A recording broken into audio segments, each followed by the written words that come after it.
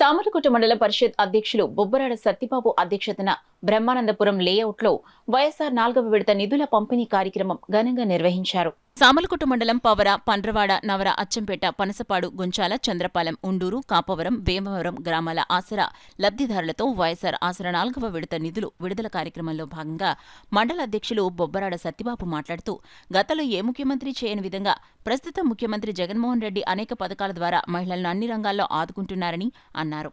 రానున్న ఎన్నికల్లో దొవలూరు దొరబాబుని పెద్దాపురం నియోజకవర్గం నుండి ఎమ్మెల్యే అభ్యర్థిగా పోటీ చేస్తున్నారని ప్రజలందరూ ఆశీర్వదించాలని కోరారు.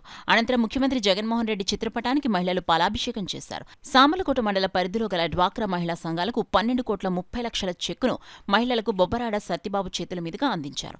కార్యక్రమంలో ఎంపీడీఓ శ్యామ్ సుందర్ మరియు జడ్పీటీసీ ఎల్సెట్టి అమృత, వైసీపీ నాయకులు, మెప్మా సిబ్బంది, మహిళలు పెద్ద ఎత్తున పాల్గొన్నారు.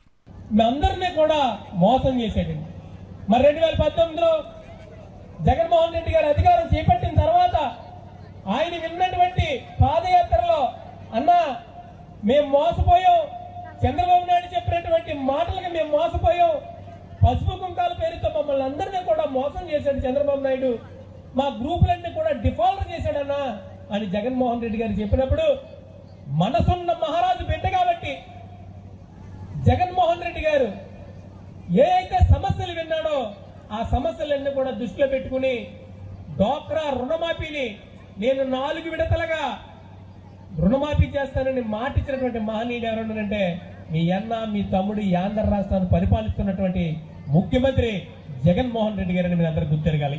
ఇవాళ ఇది వరకు ఉండేది జన్మ కమిటీ ఉండేది, వాళ్ళు టికెట్తే పెన్షన్ కానీ లేదంటే ఇంకోటి కానీ, అలాగే మీ అసరా ఉంటే ఆ నాయకులు పెట్టి ఒకవేళ ఇస్తే ఏదో గ్రూప్ కొత్త కొన్ని గ్రూపులు కొత్త రాకపోవడం కూడా జరిగేది. ఇవాళ అలా లేదు. మాకు ఏ ఊరు ఎంత వచ్చిందో మా నాయకులకి ఎవరికి తెలియదు, చెప్పమనండి, ఎవరికి కూడా తెలియదు.